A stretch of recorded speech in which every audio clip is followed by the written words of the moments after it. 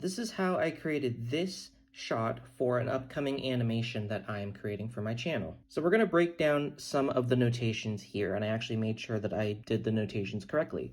So first off, we have the background layer. That's going to be a 3D model that I got off of Acon 3D and arranged in SketchUp.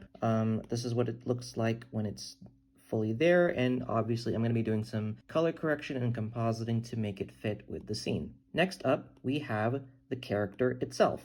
So I've got the character drawn like this because they are going to be peeking over the edge of the table. Now, I didn't draw out all of the body, but I did draw out the hair just to make sure that everything was in the same proportions. Also, as a little tip, I had already drawn the character in the pretty much the exact same pose earlier, so I just took the initial sketch that I did and I overlaid it, and then I just traced it over because I'm just reusing the same frame. It's efficient, and I'm able to get a lot done with less work. Next, above that, I have a layer that is known as a book. This is just a placeholder, but this is going to essentially be the table that is in the background scene. I'm going to cut it out in Photoshop, and then I am going to place it in between the character and the next layer, which is the hands. Now, I've labeled A1 to be the character itself and B1 to be the hands. In anime notation, the letter A is usually the layer that is furthest back from the camera,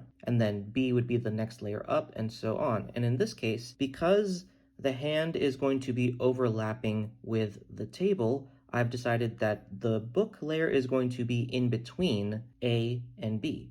That allows me to keep track of how I'm layering the shot later on in DaVinci Resolve. And essentially that's it. If I want to add more dynamic motion, I may add A2 and A3 to be like the blinking of the eyes, or I may mask out the cloud and have that kind of keyframed and just moving along on its own, kind of drifting. I could do a lot with the scene, but this is the basic setup for this animation scene.